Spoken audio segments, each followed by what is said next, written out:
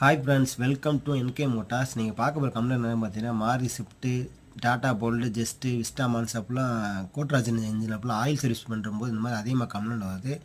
Oil filter கழட்டுறப்ப oil filter cup வந்து damage ஆயிரும்.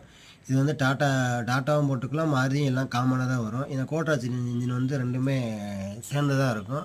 இது வந்து நம்ம ஒரிஜினல் வாங்கி ஃபிட் பண்ணால் லோக்கல் போட்டிங்கன்னா ஆயில் லீக்கேஜ் ஆக ஆரம்பிச்சிடும். அதே மாதிரி லோக்கல் ஃபில்ட்ரு போட்டிங்கன்னா ஆயில் ஃபில்டர்லேருந்து அதிகமாக லீக்கேஜ் ஆயிரும். ஸோ நம்ம ஒரிஜினல் போட்டிங்கன்னா ஆயில் சர்வீஸ் பண்ணுற வரை எந்த லீக்கேஜும் ஆகாது. இந்த வண்டிக்கு வந்து ஃபுல்லி சிந்தட்டிக் ஆயில் ஊற்றினா கஸ்டமர் வந்து எனக்கு வந்து ஆயில் அதிகமாக லீக்கேஜ் ஆகுதுங்க, கொஞ்சம் இன்ஜின் ஆயில்ஸ் வந்து கொஞ்சம் டோட்டலாக மாறுன்னு சொல்லியிருந்தாங்க. அதனால் நம்ம ஃபுல்லி சிந்தட்டிக் ஆயில் வந்து ஃபுல் பண்ணுறோம்.